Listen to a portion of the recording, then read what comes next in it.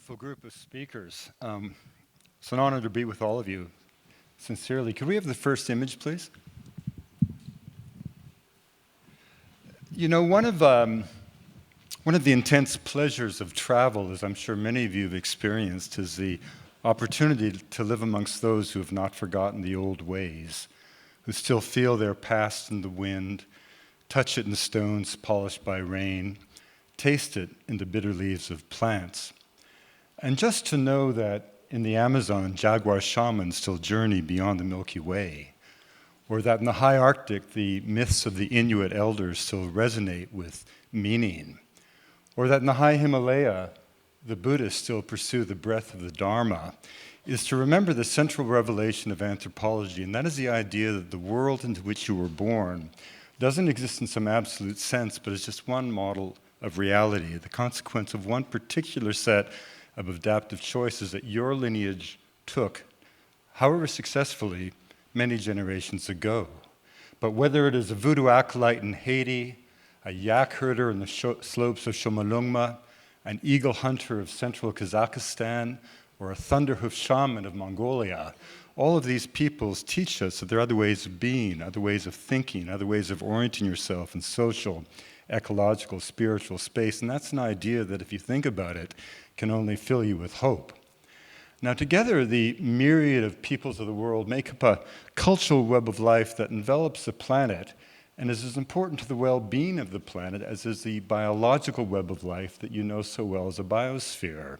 And you could think of this cultural web of life as being an ethnos sphere, and you could define the ethnos sphere as being the sum total of all thoughts and dreams, ideas and intuitions, myths and memories brought into being by the human imagination since the dawn of consciousness. The ethnos sphere is humanity's great legacy. It's a symbol of all that we've achieved and the promise of all that we can achieve as a wildly creative species.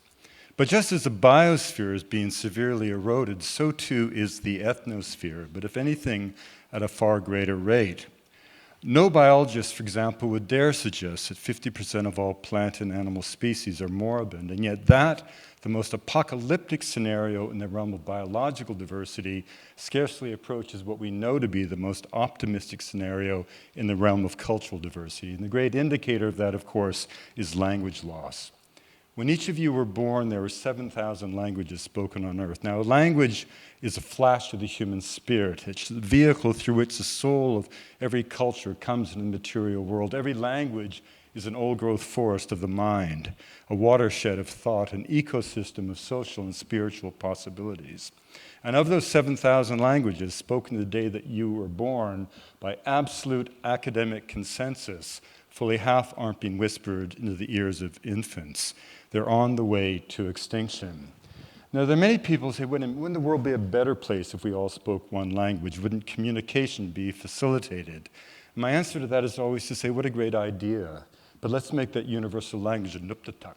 Let's make it Haida, Yoruba, and you suddenly begin to feel, as a native speaker of English, what it would be like to be enveloped in silence, to have no means or ability to pass on the wisdom of your ancestry or to anticipate the promise of your descendants. And yet that fate is the plight of somebody somewhere on Earth every fortnight. And so we're literally living through a time when, by definition, half of humanity's spiritual, intellectual, and cultural knowledge is at risk. And the poignant thing about that is it's also occurring in the very same generation in which geneticists have finally proven it to be true, something philosophers have always hoped to be true, and that is the fact that we're all brothers and sisters. And I don't mean that in the spirit of hippie ethnography. I mean, quite literally, geneticists have shown that the human genetic endowment is a continuum. Race is an utter fiction. We are all cut from the same genetic cloth. Indeed, we are all descendants of a handful of people who walked out of Africa some 65,000 years ago and embarked on this extraordinary hijra, 2,500 human generations that carried the human spirit to every corner of the habitable world. But here's the important point.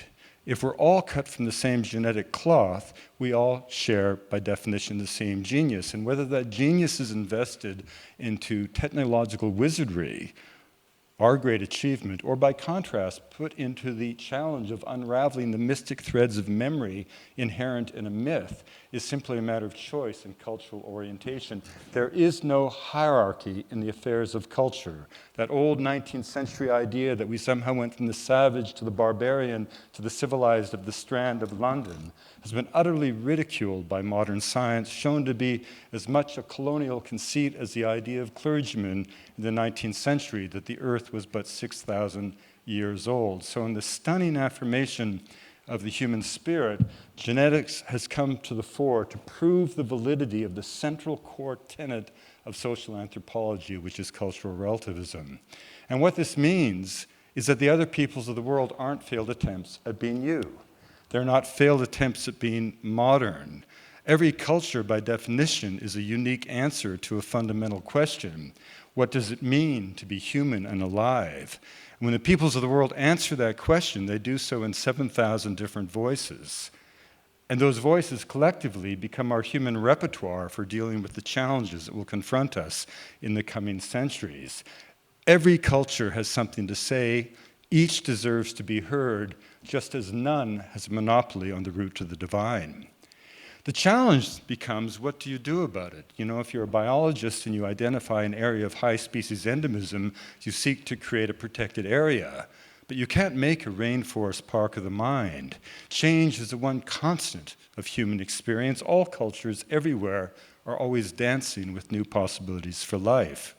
So almost 20 years ago, when I was recruited to the National Geographic with the explicit mission of trying to change the way the world viewed and valued culture in a decade, I realized that polemics were never persuasive. Politicians follow but never lead, but storytellers can change the world.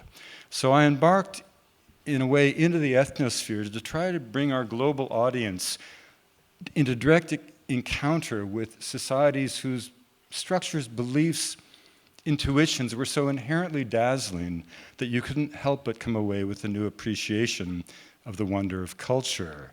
So, for example, I sailed in the Hokulea with the Polynesian Voyaging Society, sailors who even today can name 250 stars in the night sky. They can sense the presence of distant atolls of islands beyond the visible horizon simply by watching the reverberation of waves across the hull of the vessel, knowing full well that every island group in the Pacific has its own unique refractive pattern that can be read with the perspicacity with which a forensic scientist would read a fingerprint. These are sailors who can distinguish as many as 5 different sea swells moving through the sacred canoe, distinguishing those caused by local weather patterns from the deep currents that pulsate across the Pacific and can be followed with the ease with which a terrestrial explorer would follow a river to the sea. Indeed, if you took all of the genius that allowed us to put a man on the moon and applied it to an understanding of the ocean, what you would get is Polynesia. And now if we slip into the greatest forest, we enter the Amazon, a rainforest the size of the face of the full moon. And we come into the homeland of the people of the anaconda who cognitively do not distinguish the color blue from the color green because the canopy of the heavens is equated to the canopy of the rainforest. Societies that have extraordinary complex social structures that facilitate not conflict but peace and trade, not the least of which is a marriage rule that says you must marry someone who speaks a different language. And so in every longhouse, you have 6 and 7 languages spoken, but you never hear a child practicing a distinct tongue. They simply wait, listen, watch, and one day begin to speak. And the more we understand about the depth of their cosmologies and mythologies, we've come to understand that those belief systems amount to nothing more or less than a complex land management plan that dictates with incredible specificity how people could live in their millions in the Northwest Amazon. Now, if we move from the Amazon into the Andes and begin to embrace notions of sacred geography, now what do I mean by that? You and I were raised to believe that a mountain is a pile of rock ready to be mined.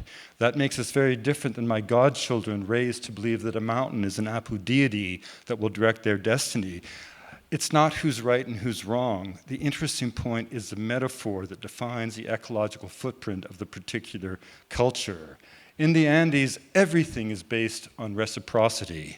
a conscious idea that as human beings take from the bounty of the earth, they have an obligation to give back. And they give back through rituals like the mojamiento, where once each year the fastest young lad in every hamlet in this community is given the honor of becoming a woman. And he puts on the traje of his mother, and he carries all able-bodied men behind him with the banners of the community. You begin at 11,500 feet, you run down 3,000 feet, and then you run to 16,000 feet, come down into the Sacred Valley, cross 2 more soaring Andean ridges over a 24-hour race, which is less race than ritual, and the metaphor is so beautiful. You go into the mountain as an individual, but through sacrifice, and of course sacrifice from Latin means to make sacred, you emerge as a single community that has once again reaffirmed your sense of belonging on the planet. I did this race at the age of 48, the oldest and only outsider, and I only got through the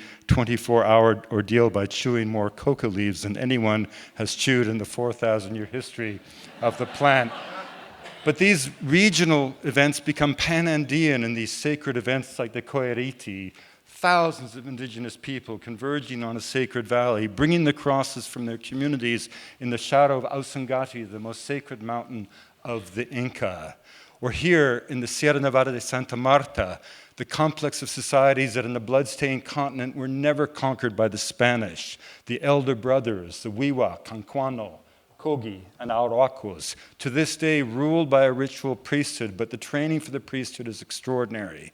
The acolytes are taken away from their families at the age of 2 and 3, sequestered in a shadowy world of darkness as they learn the Baroque religiosity which maintains that their prayers and rituals literally maintain the cosmic balance of the world. And for 18 years, the world only exists as an abstraction as they take on this obligation, and then suddenly one day, they see a sunrise for the first time. At the age of 20, they walk on God's earth for the first time. And the priest who has trained them says, you see, it's as I've told you. It's that beautiful. It's yours to protect. They call themselves the elder brothers, and they dismiss us as the younger brothers who they claim have ruined the world. Now, we begin to think of these different ways of thinking. We slip into the deserts of Australia.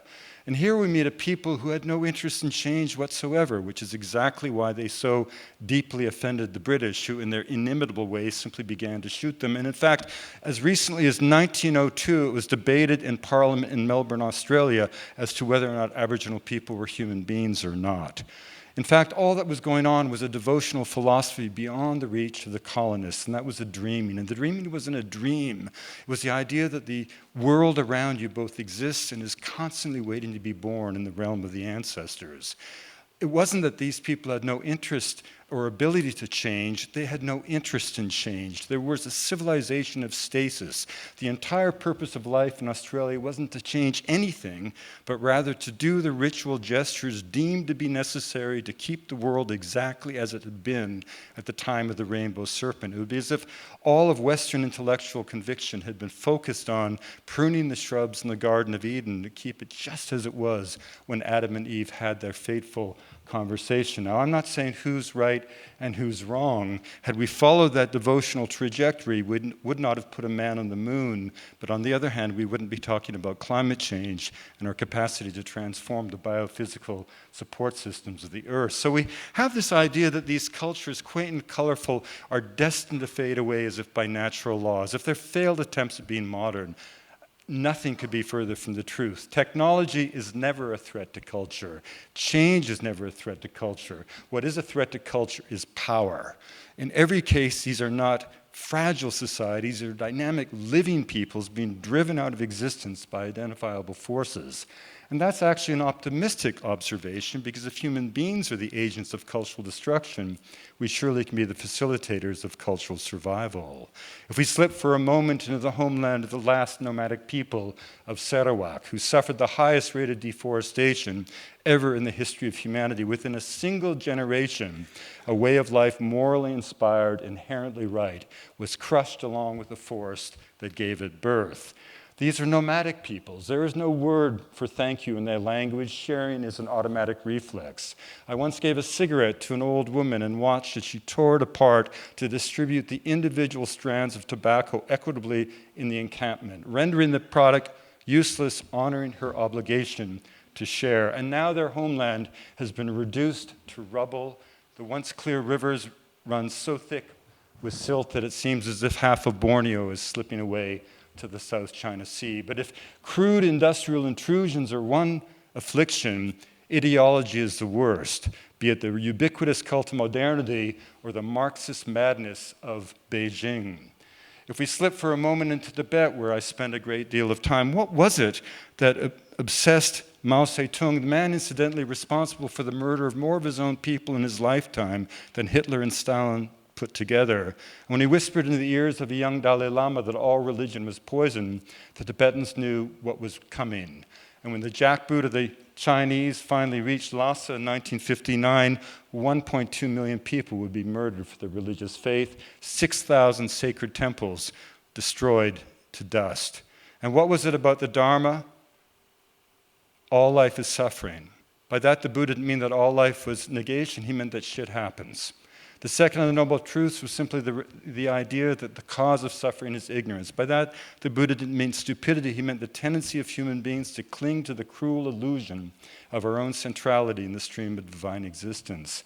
The third of the Noble Truths was a revelation that ignorance could be overcome. And the fourth and most significant was a delineation of a contemplative practice that, if followed, not only had a possibility of a transformation of the human heart, but had 2,500 years of empirical evidence that such a transformation would indeed occur.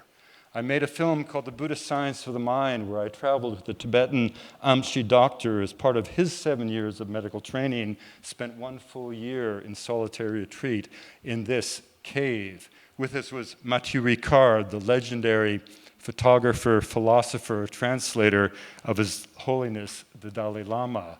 We went because we wanted to meet this woman who had been living in lifelong retreat for 45 years. This photograph was taken at the instant that light fell upon her face for the first time in all of those years. By the terms of reference of our society, she should have been mad. Instead, her face radiated loving compassion. And a Lama who was there said to me, "Don't you understand? This is the proof of the efficacy of the science of the mind that is Tibetan Buddhism, the serenity achieved by the practitioner." And later, a Lama at a nearby monastery said to me, "We in Tibet don't believe that you went to the moon, but you did. You may not believe that we achieve enlightenment in one lifetime, but we do." And the Buddhists chart their future on the Diamond Sutra, the idea that life is like a candle in the wind, the sun at dawn fading into the day. And they leave it to us to ask why we continue to accept the jackboot of China on the neck of this civilization that has given so much to the world. Societies like the Inuit, once dismissed as savages, even as they accepted the British as gods, both were wrong, have come to terms with culture in the middle of an incredible cultural revival. What the British failed to understand about the Inuit was that there could be no better measure of genius than the ability to survive in an environment where everything has to be forged by the cold. The Inuit didn't fear the cold, they took advantage of it. The runners of their sleds were made of fish. Their sleds were made of meat. The great thing about an Inuk sled is that if you ran out of food, you could always eat your sled.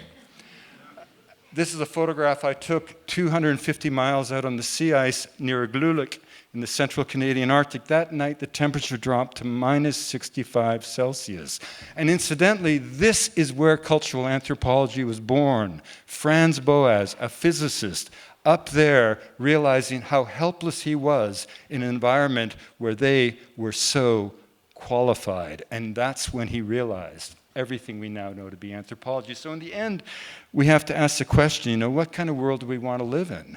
A monochromatic world of monotony, or do you want to celebrate a polychromatic world of diversity? Margaret Mead said before she died that her greatest fear was that as we drifted toward this blandly amorphous culture, not only would the entire range of the human imagination be reduced to a more narrow modality of thought, but we'd wake one day as from a dream, having forgotten what once existed.